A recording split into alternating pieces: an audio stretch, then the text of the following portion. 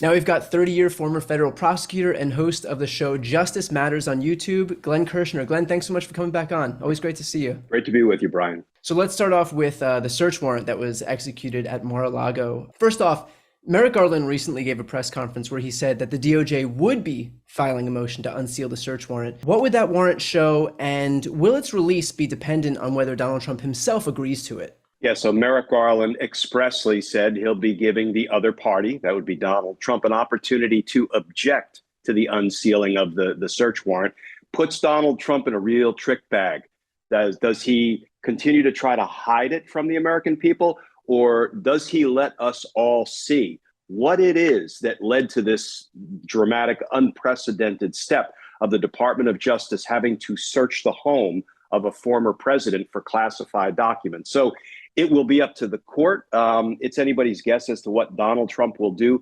I predict he'll probably object because I have a feeling the contents of the warrant are going to be extremely damning.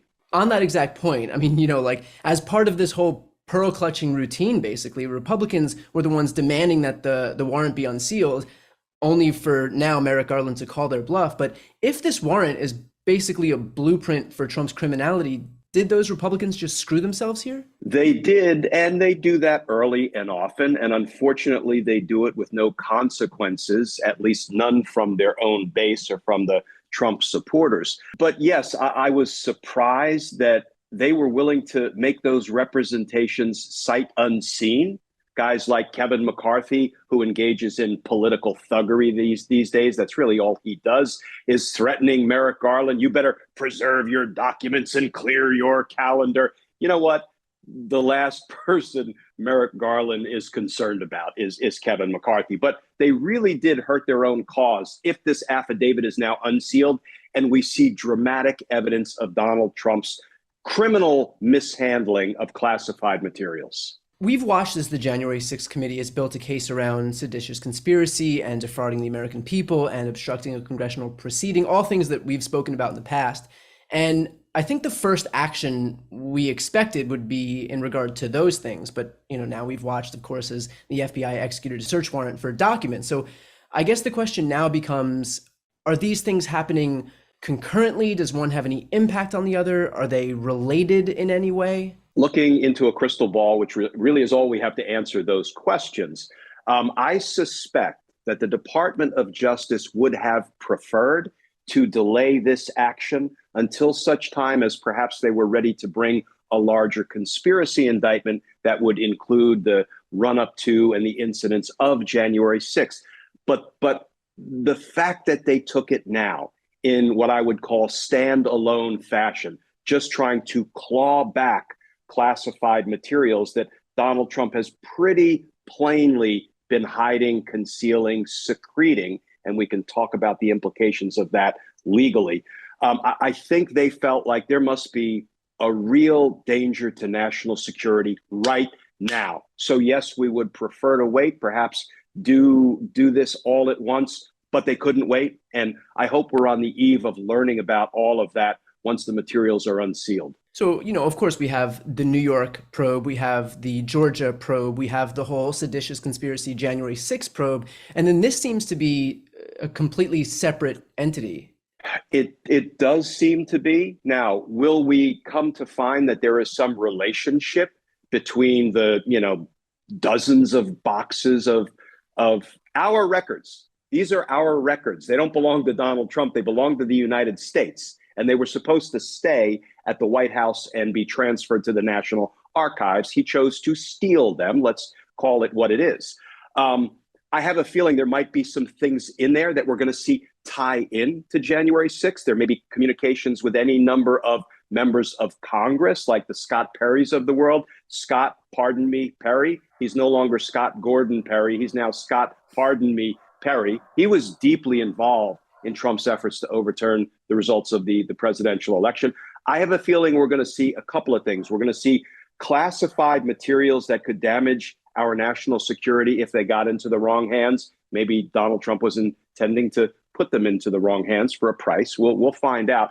And there's going to be some stuff that I suspect relates to January 6th, but I don't think it's that second piece that caused them to move out right now. I think it's the national security piece. Now, for the sake of rebutting right-wing disinformation, can you explain the process of getting this warrant approved and whether it's even possible that political figures, Democratic figures like the president, like Joe Biden, could even have anything to do with it? You know what? We saw what Donald Trump did when he just completely disregarded the traditional separation between the White House and the Department of Justice. So I would never say never. You know, if Joe Biden chose a corrupt path like Donald Trump did, sure, he could have undue influence on the Department of Justice's operations. I don't believe he is. I believe he's an honorable man, and I believe Merrick Garland is honorable, kind of, you know, to the third power, very circumspect, very careful, wants to make sure everything is done right, done by the book, and done in as bulletproof a fashion as possible. But let me just explain, Brian. You asked, how do we go about obtaining a federal search warrant? I was involved in this process hundreds of times, and I know what it takes. First, it takes a really detailed FBI investigation. Doesn't have to be the FBI. It can be any of the federal law enforcement agencies, DEA, ATF, you know, Marshal Service, Park Police, on and on and on. After they reach a point in their investigation where they believe they have enough evidence to satisfy the burden of probable cause. What's probable cause? Nobody knows, but you know it when you see it.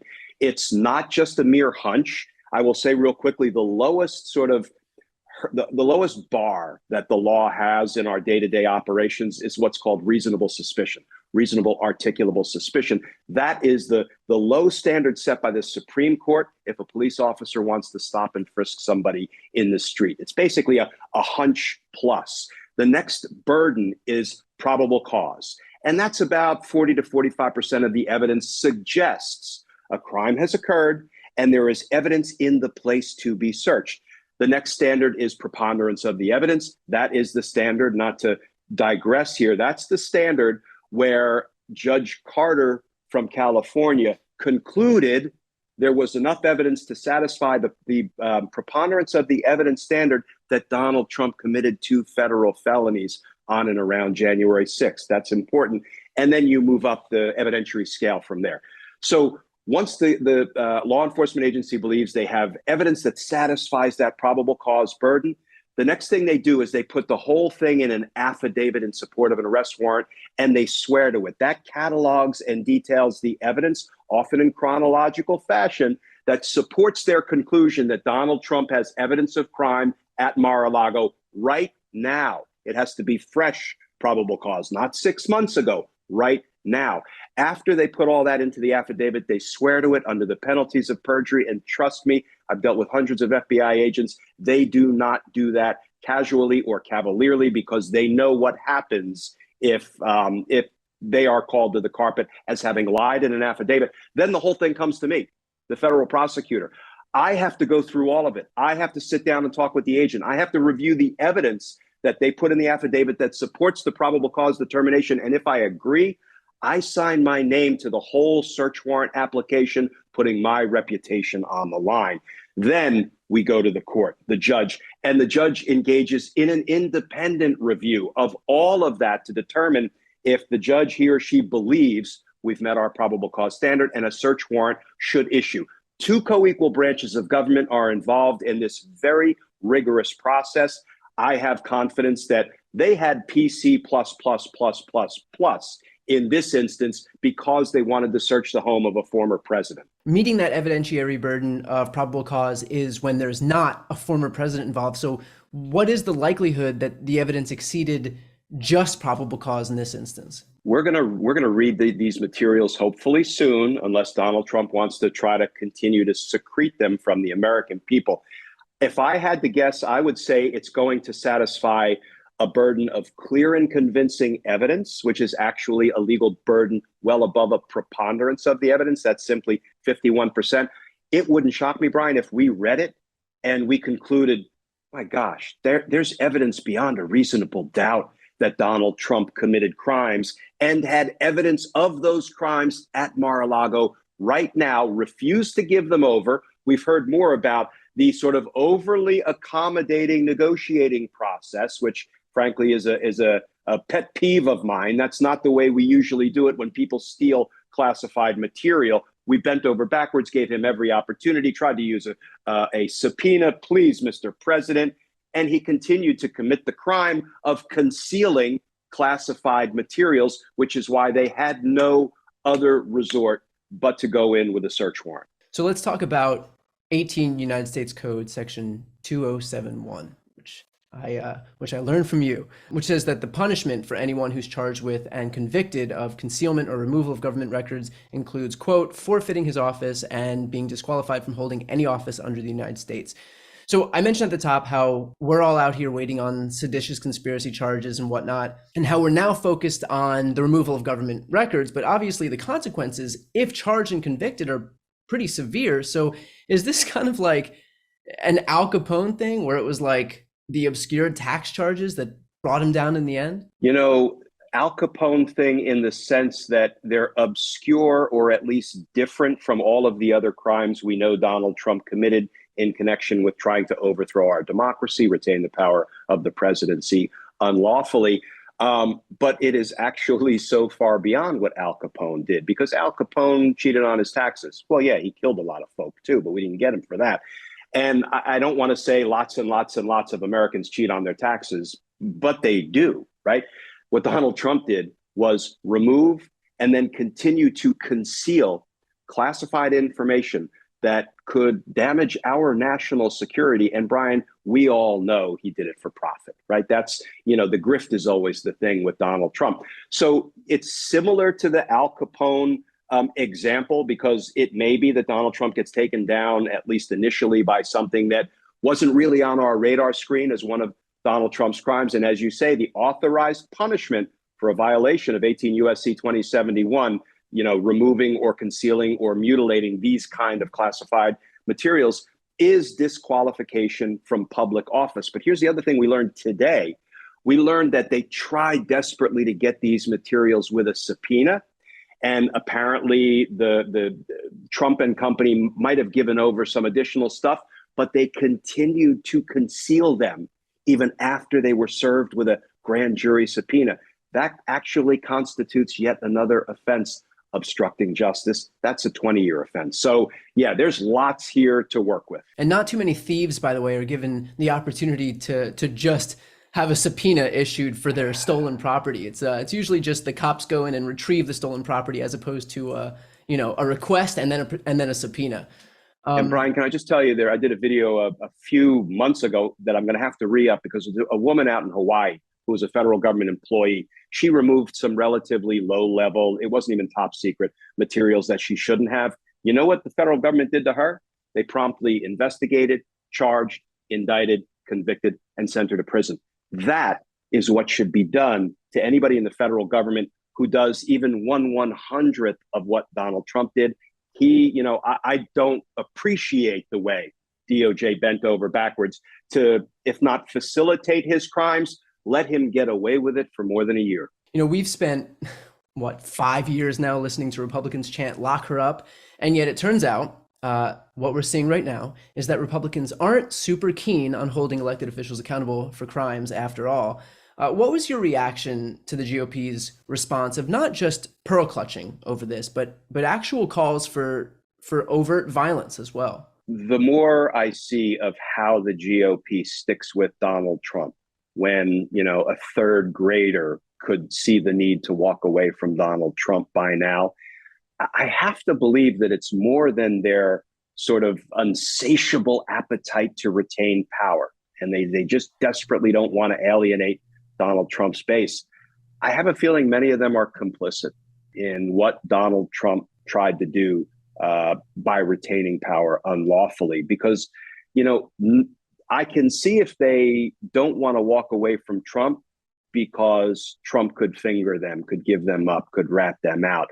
That is kind of the only thing that explains to my satisfaction why there are only two, Liz Cheney and Adam Kinzinger. How can it be there are only two Republicans who have the intelligence and the discretion of a third grader at a minimum, and have walked away from Trump and are fighting to save our democracy, and the rest of them are in Trump's corner?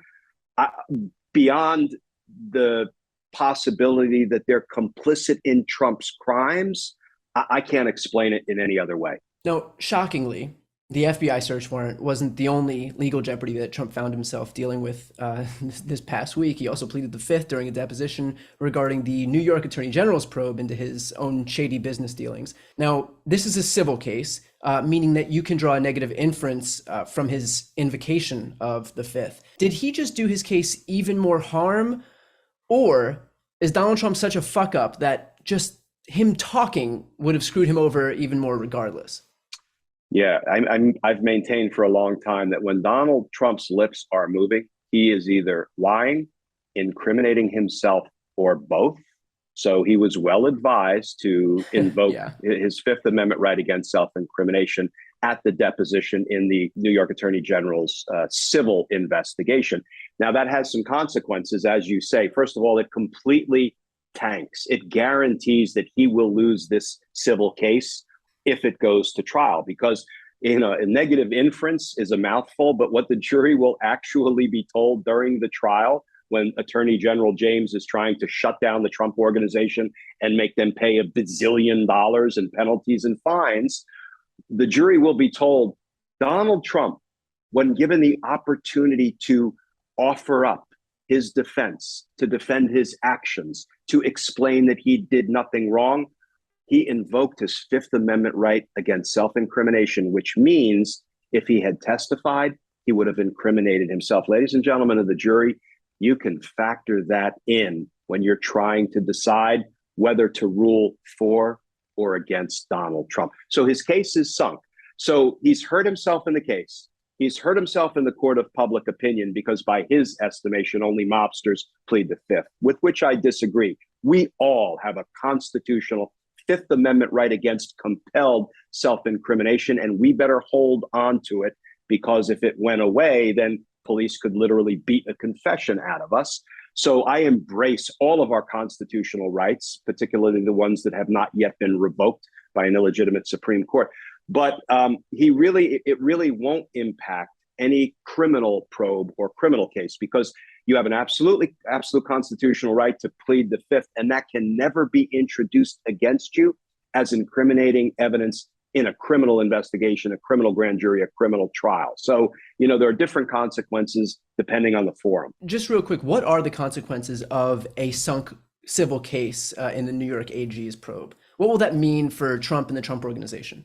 Just like it was the end of Trump University when the state of New York successfully sued him because that was a big fat fraud that he was running, it will be the end of the Trump organization. I mean, the Trump organization has long been dying a slow death. I mean, its chief financial officer and the Trump organization itself have been criminally indicted and are pending trial with the New York District Attorney's Office. So this will just kind of guarantee that it will be completely insolvent, it will be shut down, and that will be the end of the Trump organization. All right, let's finish off with this.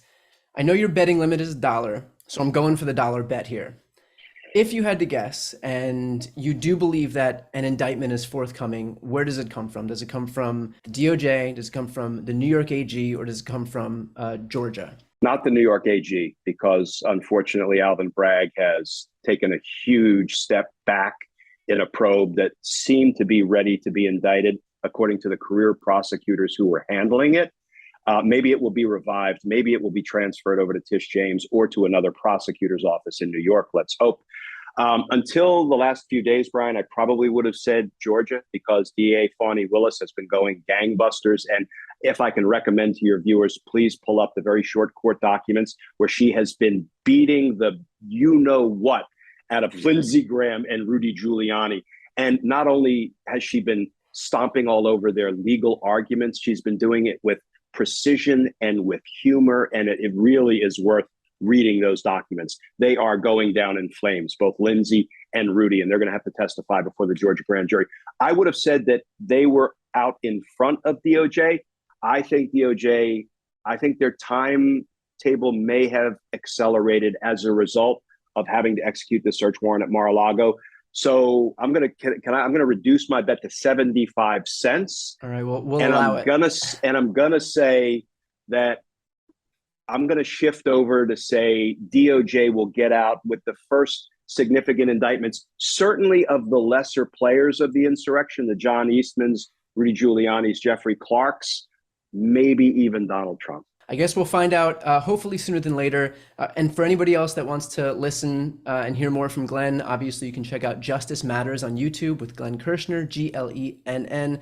Glenn, you're a fan favorite. Everybody is always constantly telling me how much they enjoy hearing you. So thank you for coming on and taking the time. I appreciate it. Thanks for having me, Brian. Appreciate it.